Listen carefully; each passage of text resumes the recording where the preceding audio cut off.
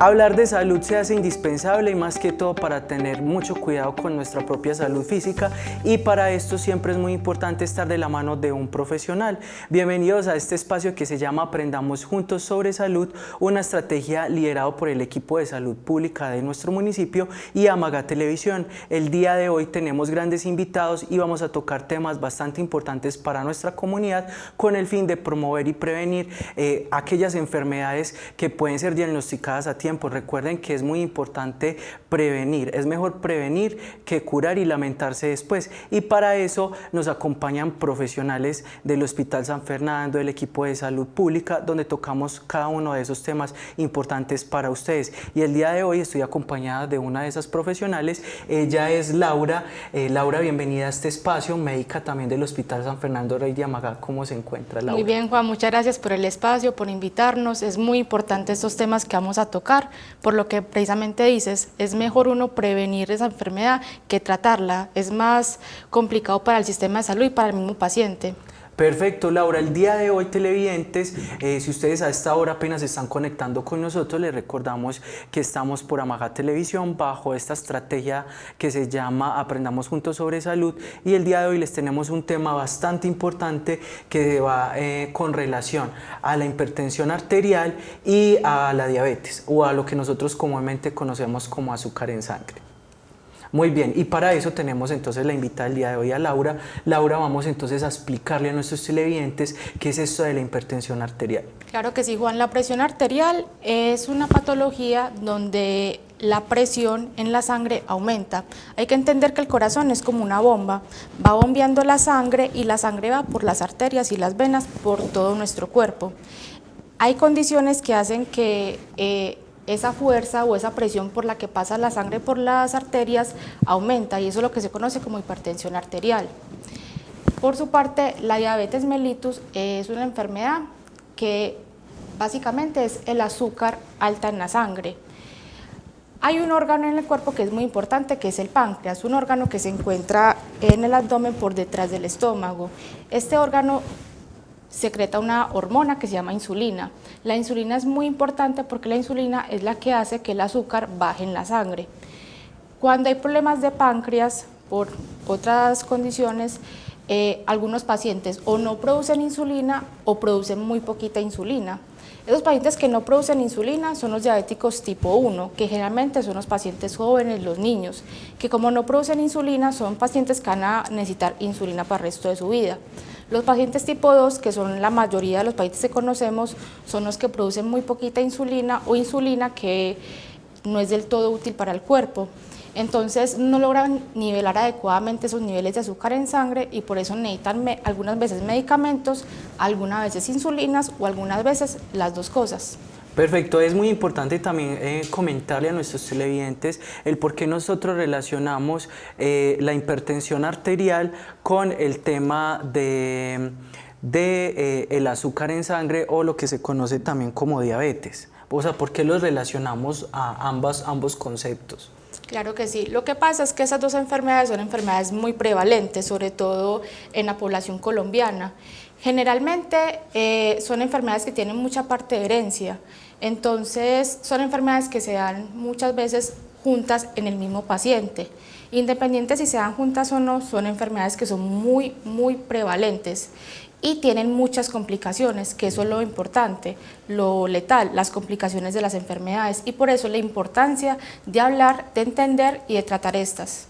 Bueno, ¿y cuáles serían esos factores de riesgo de estas enfermedades, tanto de la hipertensión arterial como de la diabetes? Básicamente se dividen como en unos tipos. Unos son como los modificables y los otros los no modificables. Los no modificables son, por ejemplo, la herencia. Uno no puede definir qué genética o qué genética no va a tener. Y generalmente los pacientes que tienen algunas de las enfermedades, los papás o los abuelos o los tíos también las tuvieron. Las partes modificables son en las que podemos hacer énfasis, que son por ejemplo el estilo de vida saludable, la alimentación, el ejercicio, la dieta, todo eso. Estas enfermedades generalmente son asintomáticas, o sea que no producen síntomas. En la mayoría de pacientes pueden pasar totalmente desapercibidas hasta que ya llegue una complicación mayor que sí produce síntomas, y en ese punto puede ser hasta irreversible. Por eso es tan importante cuidarnos y estar también haciéndonos chequeos anuales, así no suframos de ninguna enfermedad o si sufrimos de alguna, estar en controles para hacer cada cierto tiempo exámenes de sangre y tomas de presión con las que podemos diagnosticar estas enfermedades. Bueno, estas enfermedades, ¿cómo se pueden diagnosticar, Doc? Claro que sí. Con respecto a la presión arterial, generalmente lo que hacemos acá en el hospital es hacer una toma seria de la presión durante 3 días. Se toma la presión al paciente sentado, acostado y parado en el brazo derecho. Se hace una media, un promedio de esos 3 días, de las 3 tomas cada día, y con eso se define si el paciente es hipertenso, prehipertenso o es normal. También hay otro método que es más confiable, pero acá no lo tenemos, que se llama un mapeo, un mapa o una telemetría, que consta en que se le pone un brazalete al paciente durante 24 horas y ese brazalete automáticamente toma la presión todo ese tiempo, todo ese día, y hace como un promedio con el que estamos como más certeros, porque hay pacientes que por estrés, por miedo, por ver al médico, se les sube la presión. Idealmente ese sería el método, pero acá no lo contamos. Entonces nosotros lo que hacemos para diagnosticarlo es la toma de la presión arterial seriada, que igual está avalada por las organizaciones internacionales. Y en el tema de la diabetes, ¿cómo serían, digamos, esos niveles en los que normalmente nosotros deberíamos estar y cuándo ya se prende una alarma para nosotros decir, no, ya estoy pasado y me tengo que poner las pilas en esto? Bueno, primero con respecto a la hipertensión, los niveles óptimos de la presión arterial son que estén por debajo de 120 la presión sistólica y 80 la diastólica. Si está entre 120 y 140 es un paciente que es prehipertenso, que significa que tiene que cuidarse con los estilos de vida para no desarrollar la enfermedad, 120 a 140 o de 80 a 90. Ya cuando estamos más de 140 o más de 90 o las dos, ya es un paciente que es hipertenso y necesita tratamiento farmacológico. Con respecto a la diabetes, hay también varias maneras de diagnosticarla. Básicamente son 3. Un examen que se llama glucosa en suero, que es básicamente azúcar en sangre en ayunas. Este valor idealmente tiene que estar por debajo de 100. Si está entre 100 y 124, la persona es prediabética, y si está en 125 para arriba, es diabética. Otro examen es una prueba aleatoria a cualquier hora del día de azúcar en sangre. Si está por mayor a 200, el paciente indiscutiblemente es diabético. Y hay otro examen que es más confiable, que se llama hemoglobina glicosilada. Es un examen que también es en ayunas, y lo importante de este es que hace como un promedio de los últimos 3 meses cómo ha estado el azúcar en el cuerpo. Lo ideal es que ese examen esté por debajo de 5.7. Si está entre 5.8 y 6.4, el paciente es prediabético, y si está de 6.5 para arriba, el paciente es diabético y necesita tratamiento farmacológico.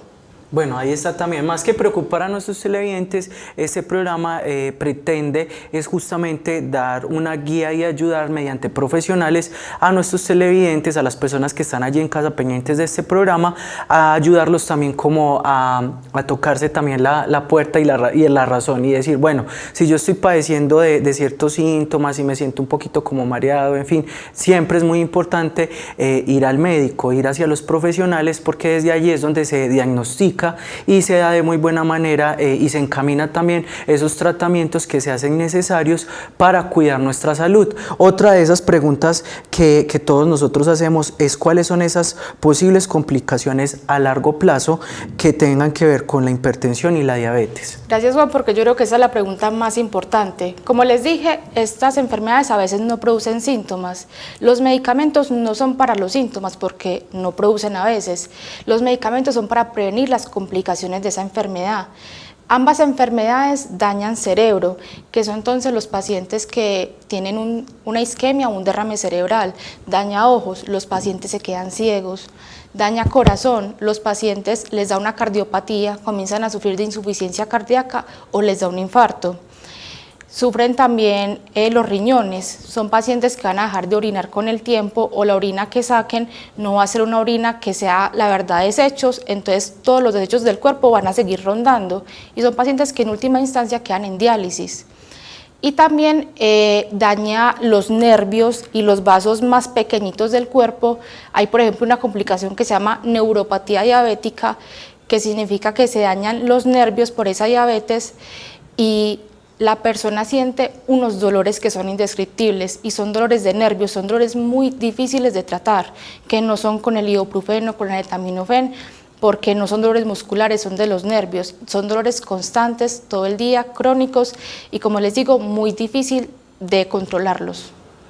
Además de eso, también uno ha visto mediante casos de familiares de pronto o de otras personas que uno ve que han sufrido de diabetes, y es que sufrir de diabetes o de azúcar en sangre es bastante preocupante, porque ya cuando un paciente está muy avanzado, entonces ya no se puede lastimar porque el cuerpo ya no sana, porque ya entonces empiezan a, digamos, que amputar o a quitar partes del cuerpo porque se pueden generar otras enfermedades y complicaciones.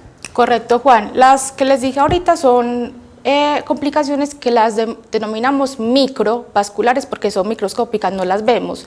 Pero hay complicaciones macro, que son las que sí vemos, las grandes, como por ejemplo lo que dices tú, el pie diabético. Pacientes con cualquier cortada se les infecta, se les pone horrible esa herida y la única manera de curarla es literal arrancando la extremidad. Entonces son pacientes que sufren amputaciones, que quedan limitados para su movilidad, que comienzan a sufrir de depresión porque entonces ya no se ven como antes, y con eso viene un montón de comorbilidades que no solamente afectan a los propios pacientes, sino a su familia que está al cuidado de ellos. Perfecto. Y la última pregunta, Doc, es ¿cuándo debo buscar entonces a un profesional de la salud? Perfecto. Los controles de hipertensión y diabetes idealmente serían cada 3 meses. Acá en el hospital somos conscientes de que por tanto volumen de pacientes generalmente no podemos hacerlo cada ese tiempo, pero idealmente serían cada 3 meses. Pacientes que no sufren de ninguna enfermedad, así sean jóvenes, tienen que ir a un chequeo anual para ver que la presión esté bien, que los exámenes de sangre esté bien, porque como les digo, no hay a veces síntomas, entonces es mejor hacer todo ese chequeo para prevenir. Muy bien, perfecto. Ustedes televidentes, los vamos a invitar a hacer una pequeña pausa de mensajes institucionales y ya regresamos para hablar más acerca de este tema tan importante que es la hipertensión y la diabetes.